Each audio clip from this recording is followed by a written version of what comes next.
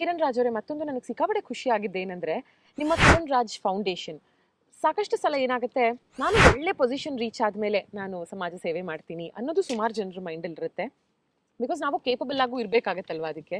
ಅಥವಾ ನಾನು ಒಬ್ಬ ದೊಡ್ಡ ಸ್ಟಾರ್ ಆದ್ಮೇಲೆ ನಾನು ಈ ಮಟ್ಟಕ್ಕೆ ರೀಚ್ ಆದ್ಮೇಲೆ ಇದನ್ನ ಮಾಡ್ತೀನಿ ಅನ್ನೋದು ಕೋರ್ಸ್ ಅದು ಒಂದು ಕಡೆ. ಮತ್ತೊಂದು ಕಡೆ ಇದೆಲ್ಲ ಮಾಡ್ತಾ ನಾನು ಒಬ್ಬ ದೊಡ್ಡ ಸ್ಟಾರ್ ಆಗ್ತೀನಿ ಅಂತ you climbing up the ladder, setting an example for others ಅಂತ ನನಗನ್ಸುತ್ತೆ. ನಿಮ್ಮ ಫೌಂಡೇಶನ್ ವತಿಯಿಂದ ಫುಡ್ ಮತ್ತೆ ಮೆಡಿಕಲ್ ಕಿಟ್ಸ್ಗಳನ್ನು ಸಪ್ಲೈ ಮಾಡೋದಿರಬಹುದು, ದಿನಸಿ ಸಪ್ಲೈ ಮಾಡೋದಿರಬಹುದು, ಬ್ಲಾಂಕೆಟ್ ಡಿಸ್ಟ್ರಿಬ್ಯೂಷನ್ ಡ್ರೈವ್ ಬಗ್ಗೆ ನೋಡಿದೆ ನಾನು, ಬ್ಲಡ್ ಡೊನೇಷನ್ ಕ್ಯಾಂಪ್ಸ್ಗಳನ್ನು ಮಾಡ್ತಾ ಇದ್ದೀರಾ.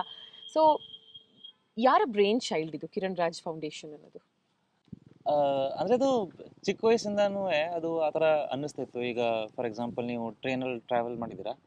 ಎಸ್. ಆಗ ಮಧ್ಯ ಈಗಷ್ಟು ಬರಲ್ಲ, ಬಟ್ ಸ್ವಲ್ಪ ಟೈಮ್ ಮುಂಚೆ 5 ನಿಮಿಷಕ್ಕೂ ಒಬ್ರು ಬರ್ತಾನೆ ಇರ್ತಾರೆ ಕೇಳೋದಕ್ಕೆ. ಆ ಟೈಮಲ್ಲಿ ನಮ್ಮ ಜೇಬಲ್ಲಿ ದುಡ್ಡು ಇರ್ತಿರ್ಲಿಲ್ಲ, ಬಟ್ ಏನೋ ಈ ತರ ಕೊಡ್ಬೇಕು ಅಂತ ಅನ್ನಿಸ್ತಿತ್ತು. So that is a very micro thought ಆ ಟೈಮಲ್ಲಿ. ದೆನ್ ಅದಾದ್ಮೇಲೆ ನಾನು ಮುಂಬೈಯಲ್ಲಿ ಕೋರ್ಸ್ ಎಲ್ಲ ಏನ್ ಮಾಡ್ತಿದ್ದೆ. ಸೊ ಆ ಟೈಮಲ್ಲಿ ಹೇಳ್ತಿಲ್ವಾ, ಮನೇಲಿ ಜಾಸ್ತಿ ದುಡ್ಡು ಕೇಳೋಕ್ಕಾಗಲ್ಲ, ಬಿಕಾಸ್ ನಿಮಗೆ ಮನೆ ಸಿಚುವೇಶನ್ ಗೊತ್ತಿರುತ್ತೆ. ಆ್ಯಂಡ್ ಅಂಥ ಟೈಮಲ್ಲಿ ಅದು ಒಂದೊಂದ್ಸಲ ದುಡ್ಡೆಲ್ಲ ಖಾಲಿ ಆಗೋಗೋದು. ಸೊ ಆಗ ಜಸ್ಟ್ ಒಂದು 10-15 ರೂಪಾಯಿ ಇಟ್ಕೊಂಡು ಒಂದಷ್ಟು ಹುಡುಕ್ಬೇಕಾಗಿತ್ತು ಎಲ್ಲೂ ಕಡಿಮೆಗೆ ಸಿಗುತ್ತೆ ಅಂತ. ಆಗಲ್ಲಿ ಒಂದು ಆಟೋ ಸ್ಟ್ಯಾಂಡ್ ಇತ್ತು, ಅಲ್ಲಿ ದಾಲ್ ಬಾಟಿ ಸಿಗೋದು ರಾತ್ರಿ ಟೈಮು. ಆಟೋದವರೆಲ್ಲ ತಿಂತಿದ್ರು. ಎಲ್ಲ ತಿನ್ಬೇಕಾದ್ರೆ ಆ ಒಂದು ಹಸು ಗೊತ್ತಾಗ್ತಿತ್ತು. ಅಂದ್ರೆ ನಾನು ಒಂದು 15 ದಿನ ಹೊಟ್ಟೆಸ್ಕೊಂಡೇ ಇದ್ದೆ ಅಂತಲ್ಲ, ಬಟ್ ಆ ಒಂದು ಕ್ಷಣದಲ್ಲೂ ನಿಮ್ಗೆ ಅದು ಗೊತ್ತಾಗುತ್ತೆ ಅದು ಹೇಗಿತ್ತು ಅಂತ. ಆ್ಯಂಡ್ ನೀವು ಹೇಳಿದ್ರಲ್ಲ, ಎಲ್ಲ ಸಿಕ್ಕಾದ್ಮೇಲೆ ಮಾಡ್ತೀವಿ ಅಂತ. If a thought should start, it should start in the initial stage. ಎಲ್ಲ ಸಿಕ್ಕಾದ್ಮೇಲೆ ನಿಮ್ಮ ಕಂಫರ್ಟಲ್ಲಿ ಎಲ್ಲ ಮರ್ತ್ಬಿಟ್ಟಿರ್ತೀರ. ಸೊ ಈಗ ನನಗೆ ಒಂದಷ್ಟು ಜಾಸ್ತಿ ಮಾಡೋಕ್ಕಾಗದೇ ಇದ್ರೂ ಒಂದು ಮಾಡೋಕ್ಕಾಗುತ್ತಾ? ಆ್ಯಂಡ್ ನಾನು ನನ್ನ ಲೈಫಲ್ಲಿ ನೋಡಿದ್ದೀನಿ, see the more you give the more you get. Very true, very very very true. I have completely experienced it. ನಾನು ಒಂದು ಸಿಂಪಲ್ ಎಕ್ಸಾಂಪಲ್ ಕೊಡ್ತೀನಿ. ನಾನು ಮಾರ್ಚ್ 22 ಅಂತ ಒಂದು ಸಿನಿಮಾ ಮಾಡಿದ್ದೆ. ಆ ಮಾರ್ಚ್ 22 ಸಿನಿಮಾಕ್ಕಿಂತ ಮುಂಚೆ ನಾನು ಒಂದು ಸೀರಿಯಲ್ ಯಾವುದೋ ಮಾಡ್ತಿದ್ದೆ, ಬಿಟ್ಬಿಟ್ಟಿದ್ದೀನಿ. ನನ್ನ ಹತ್ರ ಹೇಳ್ತಿಲ್ವಾ, ನಿಮಗೆ ಆ ಸಿಚುವೇಶನ್ ಬಂದಿದ್ಯಾ? ಲಾಸ್ಟ್ 10 ರೂಪಾಯಿನೂ ಯೋಚನೆ ಮಾಡಿ ಖರ್ಚು ಮಾಡೋ ಸಿಚುವೇಶನ್ ಬಂದಿದ್ಯಾ? 200% ಬಂದಿದೆ. ಸೊ ಅಂತ ಟೈಮಲ್ಲಿ ನನ್ನ ಹತ್ರ ಜೇಬಲ್ಲಿ ಒಂದು 100 ರೂಪಾಯಿನೂ ಮಿಕ್ಕಿತ್ತು. ನಾನು ಆ 100 ರೂಪಾಯಿ ಹಿಡ್ಕೊಂಡು ಹೊಟ್ಟೆ ಹಸಿದಿದೆ.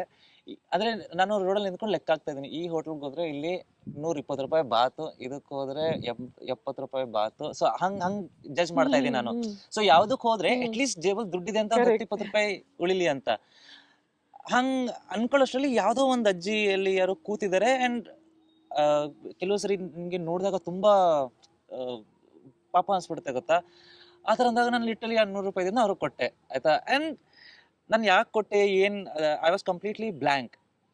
ಹಂಗೆ ನಾನು ಕೊಟ್ಟೆ, ಬಟ್ ಏನೋ ಒಂಥರ ಐ ವಾಸ್ ಹ್ಯಾಪಿ. ಬಿಕಾಸ್ ನನಗೆ ಆ ಥರ ಸಿಚುವೇಶನ್ ಬಂದಾಗ್ಲೂ ಮನೆಗೆ ಫೋನ್ ಮಾಡಿದ್ರೆ ದುಡ್ಡು ಸಿಗುತ್ತೆ, ಬಟ್ ಮನೇಲಿ ಕೇಳೋಕ್ಕೂ ಇಷ್ಟ ಆಗಲ್ಲ, ಗೊತ್ತಾ? ಒಂದು ಏಜ್ ಬಂದಾದ್ಮೇಲೆ you feel very uncomfortable.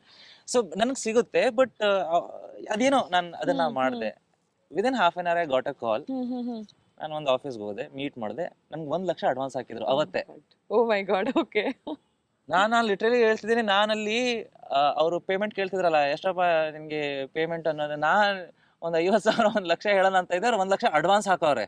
So payment unimaginable ಆ ಥರ ಒಂದಷ್ಟು ಸಿಚುವೇಶನು. ಆ್ಯಂಡ್ ಈವನ್ ನಾನು ಈಗಲೂ ನಾನು ಎಷ್ಟು ಫೌಂಡೇಶನ್ಗೆ ಅಂತ ಸ್ಪೆಂಡ್ ಮಾಡ್ತೀನಲ್ಲ, ಫ್ರಮ್ ಸಮ್ ಮ್ಯಾಜಿಕ್ ಇಂಟು 4 ನನಗೆ ವಾಪಸ್ ಬರುತ್ತೆ.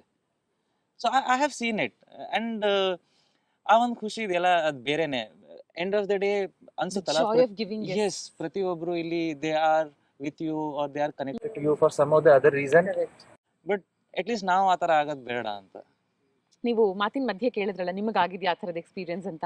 ಒಂದೇ ಒಂದು ಶಾರ್ಟ್ ಆ್ಯಂಡ್ ಸ್ವೀಟ್ ಆಗಿ ನಾನು ಇದನ್ನ ಹೇಳಲೇಬೇಕು. ಯಾಕಂದ್ರೆ when I decided to quit my job because of circumstances, ನಾನು ಕ್ವಿಟ್ ಮಾಡಬೇಕು ಅಂತ ಅನ್ಕೊಂಡಿದ್ದು.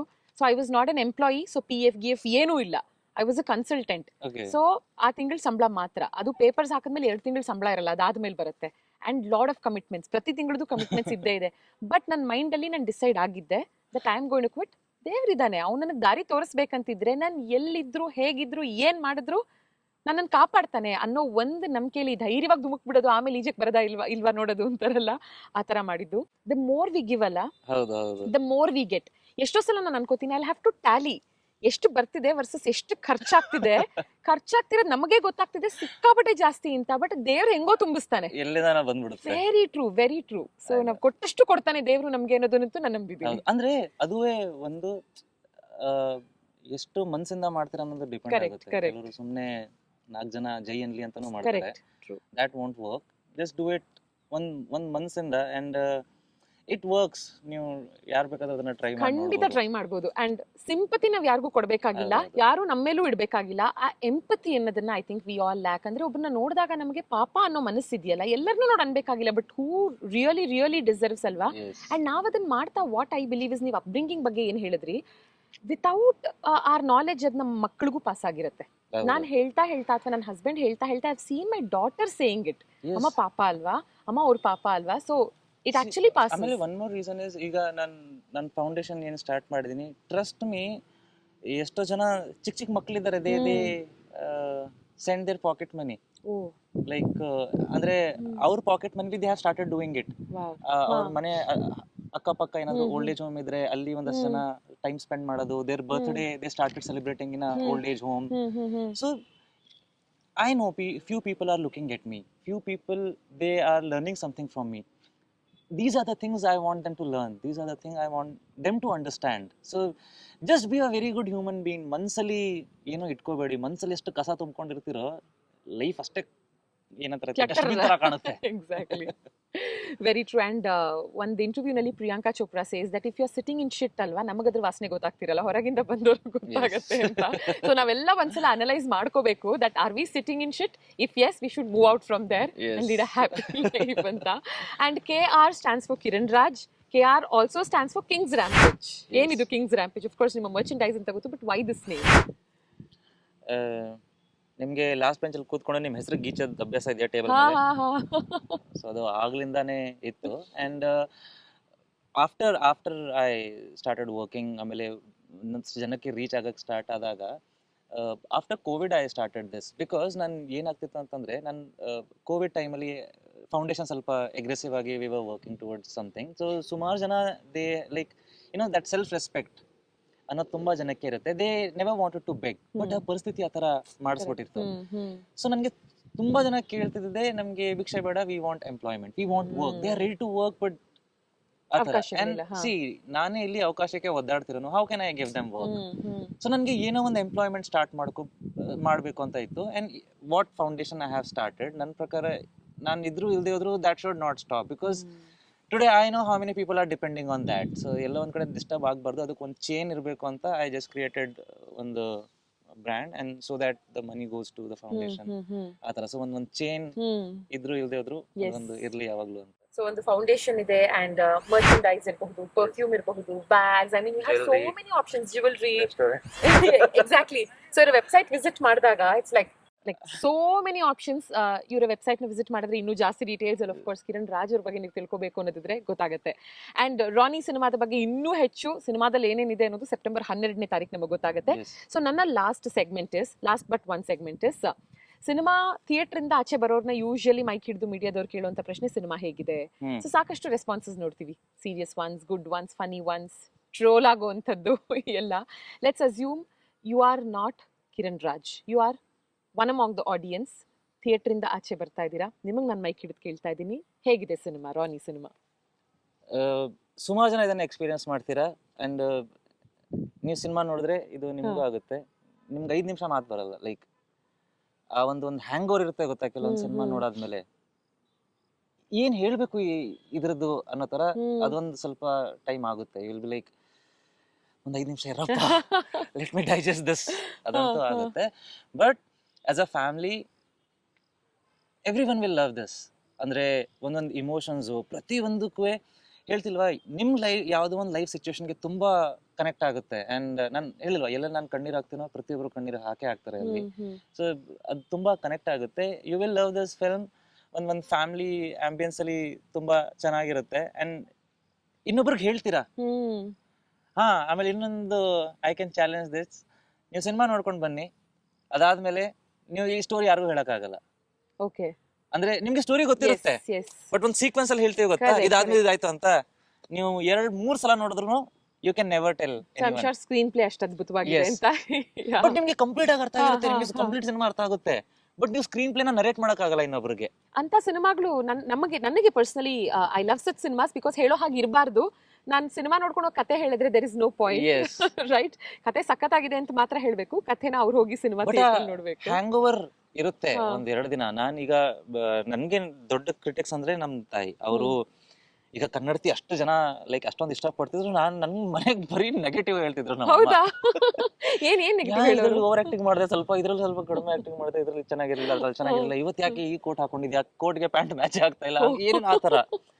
ಬಟ್ ಅವ್ರ ರಾನಿ ಇದೆಲ್ಲ ನೋಡಾದ್ಮೇಲೆ ಅವ್ರ ಸೈಲೆನ್ಸ್ ಅಲ್ಲಿ ಇದ್ದಾರೆ. ಅಂದ್ರೆ ಲೈಕ್ ಅಪ್ರಿಶಿಯೇಟ್ ಮಾಡಿದ್ರು, ಹತ್ರು, ಅದೆಲ್ಲ ಆಯ್ತು. ಮನೆಗ್ ಬರ್ತಾ ಇದೀವಿ, ಕಂಪ್ಲೀಟ್ಲಿ ಸೈಲೆನ್ಸ್ ಅಲ್ಲೇ ಇದ್ದಾರೆ. ಇನ್ನೇನ್ ಮನೆ ಹತ್ರ ರೀಚ್ ಆಗ್ಬೇಕು, ಅಲ್ಲ ರಾನಿ ಯಾಕೆ ಹಂಗ್ ಮಾಡ್ಬೇಕಿತ್ತು ಅಂತ ನನ್ಗೆ ಅವ್ರೆ like she just forgot I am her son, ಎಲ್ಲ ಮರ್ತು she still in that hangover. ಅಲ್ಲಂಗ ಅನ್ನಿಸ್ತು ಈ ಸಿನಿಮಾ ಪಕ್ಕ ಹೊಡೆಯುತ್ತೆ ಅಂತ.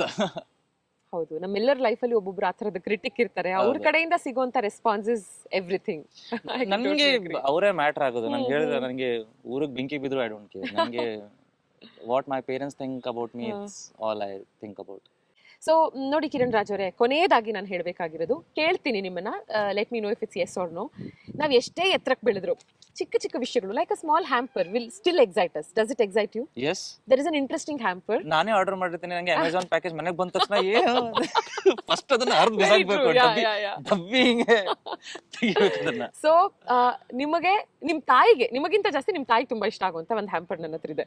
ಬಟ್ ಅದನ್ನ ನಾನು ನಿಮಗೆ ಕೊಡ್ಬೇಕು ಅಂದ್ರೆ, since you began with Dubsmash, ಅವಾಗ ಇನ್ಸ್ಟಾ, ಫೇಸ್ಬುಕ್ ಅದೆಲ್ಲ ಯಾವ್ದು ಇರ್ಲಿಲ್ಲ. ಐ ಥಿಂಕ್ ಆರ್ಕುಟ್ ಜಮಾನನ ಅಥವಾ ಅದಾದ್ಮೇಲೆ ಒಂದ್ ಸ್ವಲ್ಪ ಅಂತ ಅನ್ಕೊಳ್ಳೋಣ, ರೈಟ್?